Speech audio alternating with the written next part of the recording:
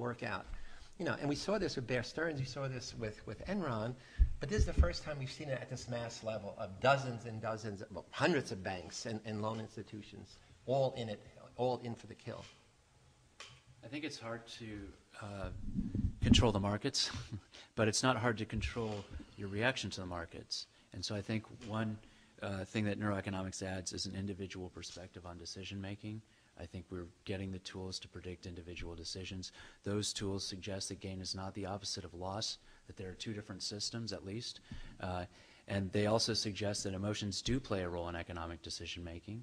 And what that means is that if, for instance, right now, because there's so much risk and uncertainty that I perceive, I want to take all my stocks, I want to try to liquidate all my stocks, right? I may want to think about that. Now, there are people in the world of finance that are masters at this. One of them is Warren Buffett. He's buying companies now, okay?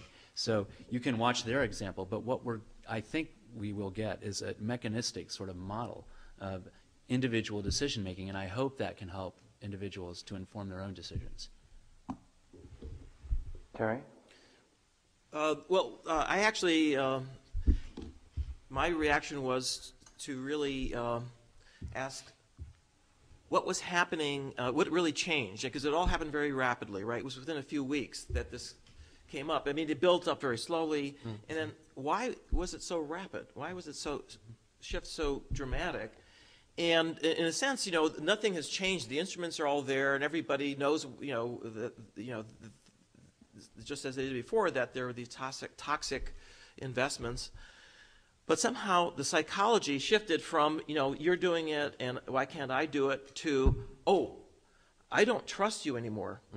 And now I'm not only not going to buy these instruments anymore, I'm not going to let you borrow money from me anymore. Right.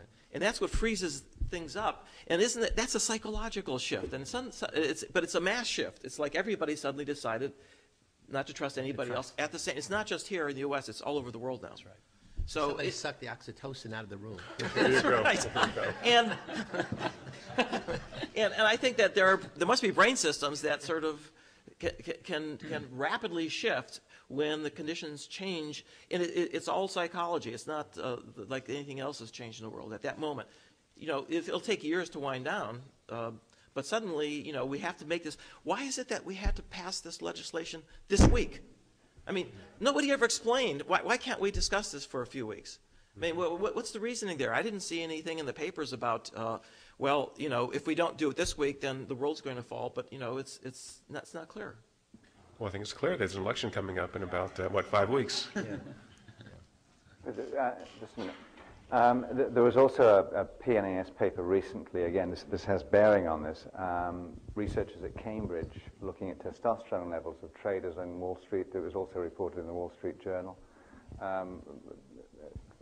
which caused some fairly rapid shifts in instabilities in the market.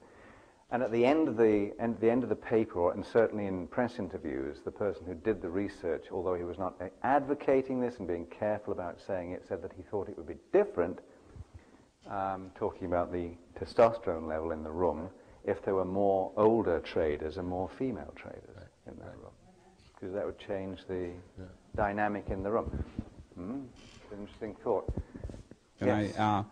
A short comment, anecdote, it might be interest you. We did use method that we use for analyzing recording, echo recording or subdural recording of epileptic patients. So we did correlations between the stocks and the index.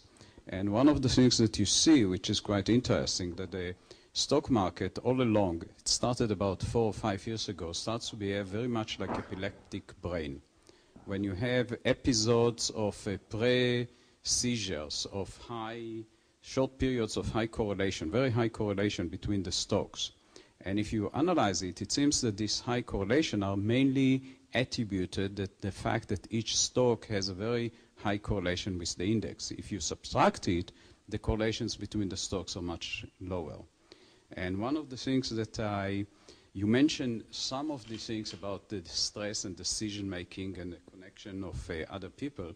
So I wonder if people did experiments like in the first lecture that you have reward, but in addition to having the reward, you also, the subject gets information about what other subjects are doing. So to imitate more closely the situation of the market, that you have a single subject tested, but it has information about other subjects as if they are tested at the same time. Yeah, so that's a great area of research. It's sort of going from expected value theory or expected utility theory to game theory. Paul knows more about this, but actually there are quite a few people looking at these game theoretic types of dilemmas and situations using fMRI and other methods. I'll let Paul say more about that. And what you find in that is what you would expect, which is people acclimate to what the group is doing. So if the group are being selfish, will be selfish. If the group is being cooperative, will be cooperative.